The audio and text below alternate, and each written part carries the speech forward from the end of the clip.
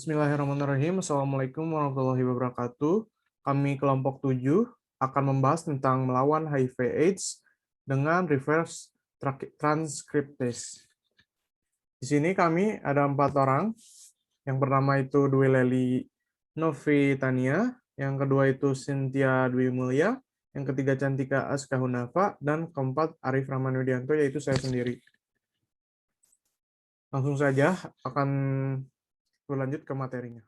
HIV merupakan singkatan dari Human Immunodeficiency Virus, adalah suatu virus golongan retrovirus yang dimana memiliki rantai tunggal RNA yang berisi enzim reverse transcriptase.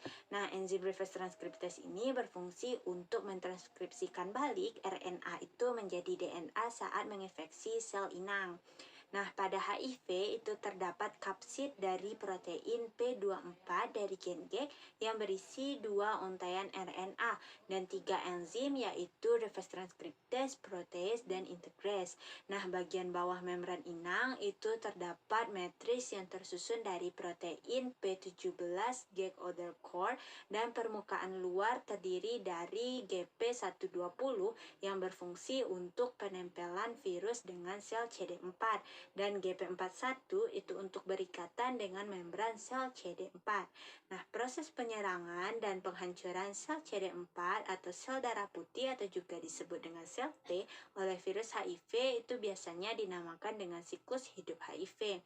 Nah, virus HIV ini akan menginfeksi tubuh manusia melalui beberapa tahap, yaitu pertama-tama GP120 dari virus itu akan menempel pada permukaan CD4 dan virus HIV berusaha menduplikasikan gen yang dimiliki manusia sehingga GP41 dapat bergabung dengan membran sel CD4 dan menyebabkan RNA virus masuk ke dalam sitoplasma.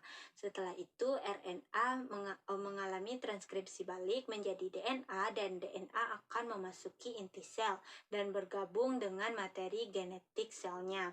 Nah, DNA ini disebut dengan DNA provirus dan tanpa disadari saat berusaha memproduksi protein baru, sel tersebut akan menghasilkan dan membuat sel HIV yang baru. Lalu virus HIV akan memanfaatkan sel T ini untuk memperbanyak dirinya dan tanpa disadari virus inilah diproduksi oleh sel CD4 dan akan pindah ke permukaan sel. Mereka akan bergabung dengan berbagai virus yang belum matang dan masih mengalami proses pertumbuhan. Nah, virus ini akan melepas enzim yang dimilikinya dan menjadi dewasa, kemudian menjakiti sel CD4 lainnya. Nah, tahapan perkembangan virus HIV dalam tubuh manusia itu terdiri dari 4 tahap. Yang pertama yaitu fase infeksi utama atau serokonversi, di mana umur infeksi itu masih 1-6 bulan setelah terinfeksi HIV, tetapi belum menampakkan ciri-ciri walaupun tes darah dan belum terbentuk antibodi terhadap HIV. Nah, selanjutnya yaitu fase tanpa gejala atau asimptomatik, di mana umur infeksi itu 2-10 tahun setelah terinfeksi HIV dan sudah positif HIV dan dapat menularkannya kepada orang lain tetapi belum menunjukkan gejala sakit. Lalu fase simptomatik atau infeksi oportunistik, yaitu di mana muncul gejala-gejala awal penyakit tetapi belum muncul gejala AIDS.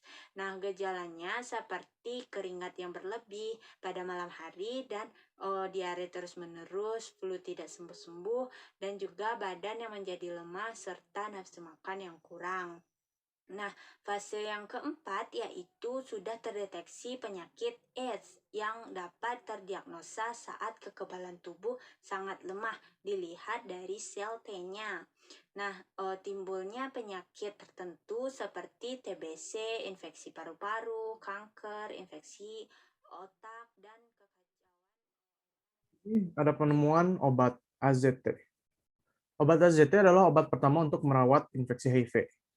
Di sini, ilmuwan yang didanai oleh National Cancer Institute atau NCI pertama kali mengembangkan azidotimidin pada tahun 1964 sebagai terapi kanker. Tetapi karena tidak efektif melawan kanker, maka disimpan. Nah, pada tahun 1980-an, AZT dimasukkan dalam program screening NCI untuk mengidentifikasi obat yang mengobati HIV/AIDS. Di laboratorium, AZT menekan replikasi HIV tanpa merusak sel normal dengan reverse transcriptase. Pada farmasi Inggris, Bureau Wellcome mendanai uji klinis untuk mengevaluasi obat tersebut pada orang dengan AIDS. AZT dapat menurunkan kematian dan infeksi oportunistik, meskipun dengan efek samping yang serius. Pada Maret 1987, AZT menjadi obat pertama yang mendapat persetujuan dari Badan Pengawas Obat dan Makanan (AS) untuk mengobati AIDS. AZT termasuk dalam golongan obat yang dikenal sebagai penghambat nukleosid reverse transcriptase atau NRT. Ya, selanjutnya ada sintesis AZT. Sintesis AZT dapat dilakukan dengan menggunakan timidin sebagai prekursor. Timidin direaksikan dengan tritilklorida dan trietilamina dalam pelarut DMF atau dimetilformamida. Reaksi ini bertujuan untuk memproteksi gugus 5-hidroksil pada timidin. Timidin juga direaksikan dengan mesilklorida dalam pelarut piridin yang bertujuan untuk mengaktifasi gugus 3-hidroksil pada timidin, seperti yang dapat dilihat pada struktur senyawa yang ditandai dengan nomor 2. Setelah itu, senyawa tersebut direaksikan dengan natrium hidroksida pada suhu 100 derajat Celcius dan mesilklorida pada pelarut piridin. Kedua reaksi ini dilakukan dengan tujuan untuk mengubah konformasi dari gugus mesilat seperti yang dapat dilihat pada struktur senyawa yang ditandai dengan nomor 3. Setelah itu, senyawa tersebut direaksikan dengan litium azida dalam pelarut DMF pada suhu 100 derajat Celcius selama 3 jam. Reaksi ini bertujuan untuk mensubstitusi gugus mesilat dengan gugus azido, seperti yang dapat dilihat dalam struktur senyawa yang ditandai dengan nomor 4. Setelah itu, senyawa tersebut direaksikan dengan asam klorida dan kloroform pada suhu negatif 5 derajat Celcius yang bertujuan untuk mendeproteksi gugus tritil sehingga akhirnya terbentuk senyawa AZT. Setelah itu, ada pula cara yang lebih efisien untuk menyintesis AZT, di mana dilakukan melalui reaksi Mitsunobi sebanyak 2 kali. Reaksi Mitsunobi ini merupakan reaksi antara alkohol pada timidin yang direaksikan dengan DIAD atau diisopropil azodikarboksilat. Kemudian direaksikan pula dengan PPH3 atau trifenylphosphine dalam pelarut DMF.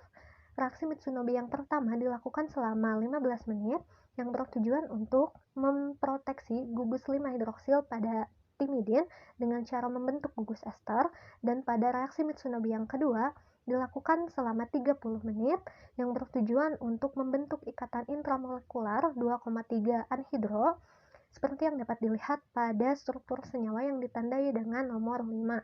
Kemudian senyawa tersebut direaksikan dengan litium azida dalam pelarut DMF pada suhu 125 derajat Celcius selama 5 jam yang bertujuan untuk memutus ikatan intramolekular 2,3 anhidro melalui reaksi substitusi nukleofilik 2 dengan nukleofil azido, seperti yang dapat dilihat pada struktur yang ditandai dengan nomor 6. Setelah itu, senyawa tersebut direaksikan dengan metanol dan natrium metoksida yang bertujuan untuk mendeproteksi gugus ester sehingga terbentuk senyawa AZT. Baik, selanjutnya yaitu mengenai cara kerja obat AZT di dalam tubuh. Zidofudin atau AZT merupakan analog dari nukleotida yaitu timidin yang berfungsi sebagai inhibitor atau penghambat proses reverse transkripsi atau transkripsi terbalik. Yang membedakan antara zidofudin dengan timidin ini yaitu adanya gugus azido berupa 3 buah nitrogen yang menggantikan salah satu gugus hidroksil pada struktur timidin. AZT ini dapat membantu untuk meningkatkan kelangsungan hidup penderita AIDS selama kurang lebih 1 tahun dan dapat menunda timbulnya AIDS bagi mereka yang masih dalam tahap awal infeksi HIV. Azido ini juga yang menyebabkan dinamakan lain sebagai azidotimidin atau AZT. Agar AZT dapat menjadi inhibitor bagi enzim reverse transkriptase, AZT ini harus diaktifasi terlebih dahulu melalui proses fosforilasi menjadi AZT trifosfat. AZT trifosfat bersifat tidak beracun untuk sel limfosit T, sehingga obat ini aman untuk digunakan. Nah, sekarang kita masuk ke mekanisme kerja obat. Diawali dengan proses peleburan sel virus HIV ke dalam sel inang atau sel host melalui bantuan dari sel CD4 serta beberapa reseptor. Setelah terjadi peleburan, maka matriks akan masuk ke dalam sitoplasma. Tidak lama dari itu, matriks pun akan mengalami disintegrasi sehingga mengeluarkan kapsid. Kapsid tidak lama juga akan hancur dan mengeluarkan 2 buah untai RNA yang masih diselimuti oleh nukleokapsid, di mana RNA ini mengandung informasi genetik dari virus, juga beberapa enzim seperti enzim protease dan enzim integrase. Pada untai RNA terdapat enzim yang terikat, yaitu enzim reverse transkriptase. Tidak lama dari itu, nukleokapsid pun akan hancur dan menghasilkan untai viral RNA. Untai viral RNA ini akan mengalami konversi menjadi DNA virus dengan adanya bantuan dari enzim reverse transkriptase atau yang akan kita singkat menjadi enzim RT. Nah, pada tahap ini, enzim RT akan bergerak di sepanjang untai viral RNA untuk menyalinnya ke dalam DNA virus dengan cara menggabungkan nukleotida-nukleotida asli dalam ikatan fosfodiester atau PDE. Adanya gugus hidroksil inilah yang dapat menggabungkan antara nukleotida yang satu dengan nukleotida yang lain. Gugus hidroksil ini akan berikatan dengan trifosfat pada nukleotida lain membentuk ikatan fosfodiester. Nah, pada tahap yang ini, AZT mulai muncul. Adanya kesamaan struktur AZT dengan nukleotida yaitu timidin, maka enzim RT tidak dapat mengenali bahwa AZT ini merupakan obat yang akan mencegah proses reverse transkriptase. Nah, sebelum AZT dapat berikatan dengan nukleotida yang telah terikat pada RNA viral virus, AZT ini akan berkompetisi dengan nukleotida yang lain untuk saling cepat-cepat mengikat dengan nukleotida yang telah terikat. Akhirnya pun AZT dapat terikat pada nukleotida yang lain karena memiliki gugus trifosfat. Namun, setelah AZT terikat, gugus hidroksil pun menghilang, digantikan dengan adanya gugus azido yang berupa 3 buah nitrogen. Pada slide ini, AZT telah terikat pada untai viral RNA, dan tak lama dari itu datanglah nukleotida yang lain. Saat nukleotida tersebut akan berikatan, nukleotida tersebut merasa tidak bisa berikatan karena tidak adanya gugus hidroksil, dan merasa keanehan karena yang ada adalah gugus azido yang berupa 3 buah nitrogen. Karena tidak adanya gugus hidroksil yang digantikan dengan gugus azido, maka nukleotida tersebut akan terpental dan tidak melanjutkan kembali untuk pembentukan DNA virus. Karena nukleotida yang tadi sudah terpental tidak dapat berikatan kembali dengan AZT yang tidak memiliki gugus hidroksil, maka proses pembentukan DNA virus pun terhenti, atau dalam kata lain, chain terminated.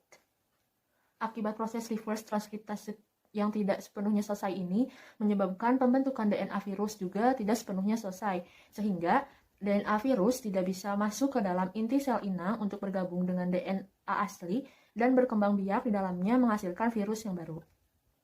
Namun, AZT ini memiliki beberapa efek samping terhadap tubuh, di antaranya yaitu sakit kepala, mual dan ingin muntah, kehilangan nafsu makan, sembelit, neutropenia, mudah lelah dan kehilangan energi, juga penyakit anemia.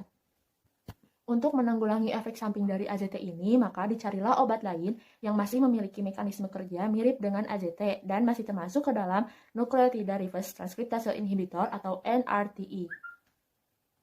Adapun di antara dari obat-obat tersebut yaitu ada emtricitabine, abacavir, tenofovir, lamivudin, didanosin, dan sitafudin. Nah, ini berikut daftar pustaka yang menjadi referensi kita dalam pembuatan PPT ini. Terima kasih atas perhatiannya. Mohon maaf apabila masih banyak kesalahan dalam pembuatan presentasi ini. Wassalamualaikum warahmatullahi wabarakatuh.